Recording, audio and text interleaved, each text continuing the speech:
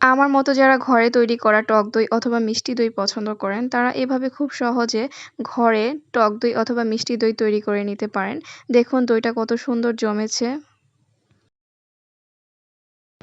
এখানে আমি ১ লিটার গরুর দুধ নিয়েছি। খুব ভালো করে ঘন করে জাল দিয়ে নিয়েছি। আপনারা এখানে ঘন করে জাল দিয়ে নেওয়ার পরও পাউডার মিল্ক ইউজ করতে পারেন, তাতে দুধটা আরও ঘন হবে।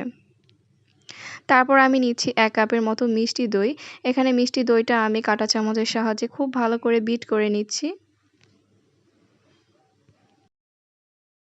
দইটা ভালোভাবে মেশানো হয়ে গেলে এবার আমি সেটা জাল করে নেয়া কুসুম গরম দুধের উপর ঢেলে দিচ্ছি।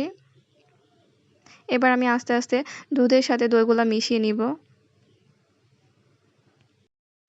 এই কাজটা অবশ্যই কুসুম গরম থাকা অবস্থায় করতে হবে। ঠান্ডা হয়ে গেলে চলবে না অথবা খুব গরম থাকলেও চলবে না।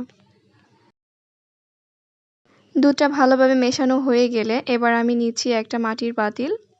এখানে ১ কেজির মতো দই তৈরি করা যাবে। মাটির পাতিলটা আমি ভালো করে ধুয়ে শুকিয়ে নিয়েছি। এখানে আমি মেশানো দুধটা কুসুম গরম অবস্থায় ঢেলে দিব উপর থেকে, যাতে অনেকগুলো বাবলস ক্রিয়েট হয়।